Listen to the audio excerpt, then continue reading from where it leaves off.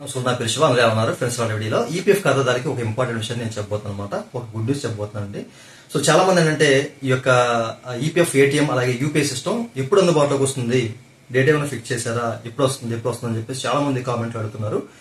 So మీకు ఒక answer అయితే దొరికింది ఈ వీడియోలో, ఓకేనా. మన కేంద్ర కార్మిక ఉపాధి మంత్రిత్వ శాఖ కార్యదర్శి అయిన సునీతా దావరా గారు ఒక ప్రశ్న అయితే చెప్తున్నారండి. అది మీకు ప్లే చేసి చూపిస్తాను, ఓకేనా. ఇట్లా ప్లే చేస్తున్నాను ఎందుకంటే మనకి కాపీరైట్ వచ్చే అవకాశం ఉంది. సో అందుకే ఇట్లా ప్లే చేస్తాను అనమాట. విషయం గమనించాలి. అది వీడియోకి వెళ్ళే ముందు విషయం మీరు మధ్య కూడా కింద సబ్స్క్రైబ్ బటన్ అంటే యాప్ చేసి సబ్స్క్రైబ్ చేసి పక్కన ఉన్న బటన్ యాప్ చేయండి అని లైక్ చేయండి. సో లైక్ చేస్తే ఇలాంటి వీడియోస్ అందరూ చేరుకుంటే చాలా మందికి ఉపయోగపడతాయి. So please like.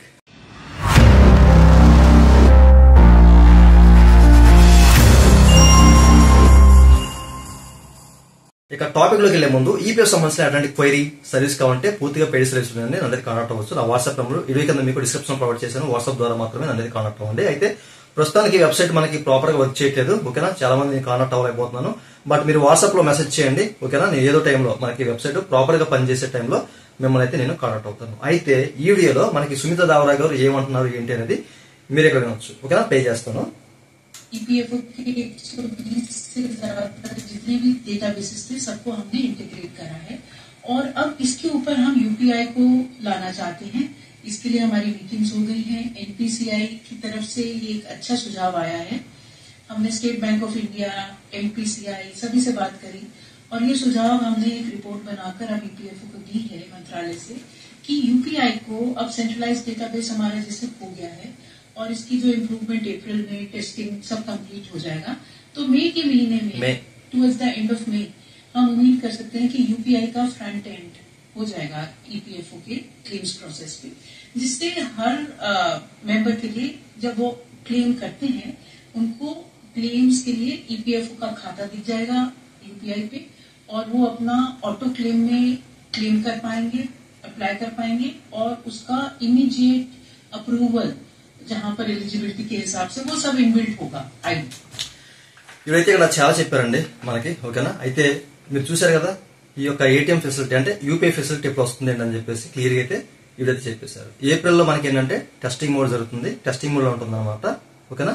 ఆ తర్వాత వచ్చే మే ఎండింగ్ కల్లా ఇది అందుబాటులోకి వస్తుందని చెప్పేసి అయితే ఇవి క్లియర్ గా చెప్పారు. ఎందుకంటే స్టేట్ బ్యాంక్ ఆఫ్ ఇండియా అలాగే ఎన్సీపీఐ వాళ్ళతో లింక్ చేసుకుని టైప్ అయ్యి, ఓకేనా, వాళ్ళతో ఒప్పందాలు కుదుర్చుకున్నారు. సో వీళ్ళైతేనే సో ఏప్రిల్లో మనకి ఏంటంటే ఇది టెస్టింగ్ మోడ్ ఉంటుంది. ఆ తర్వాత వచ్చే మేలో మనకి అందుబాటులోకి వస్తుంది, మే ఎండింగ్ కల్లా. ఆ తర్వాత ఆ మంత్ తర్వాత వచ్చే అవకాశం అయితే ఉంది ఫుల్ ఫ్లెడ్జ్డ్ గా, ఓకేనా.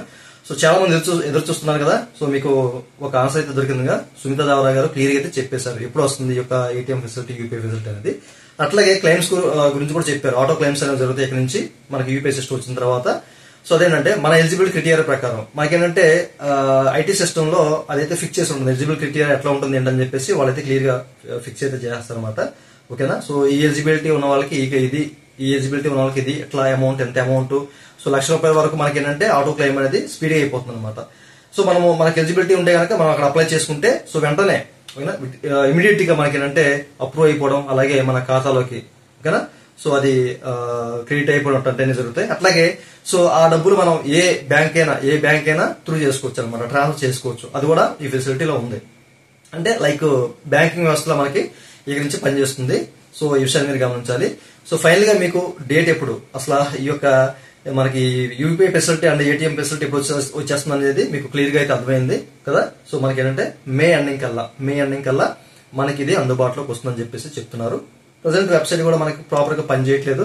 సో చాలా రకాల గ్లిచెస్ వస్తున్నాయి. సో మేబీ ఈ ఐటీ వ్యవస్థని ఇంటిగ్రేటెడ్ చేయడం వల్ల ఇవన్నీ జరుగుతున్నాయేమో మేబీ, ఓకేనా. సో దానివల్ల మనకి ఇవన్నీ జరుగుతున్నాయి.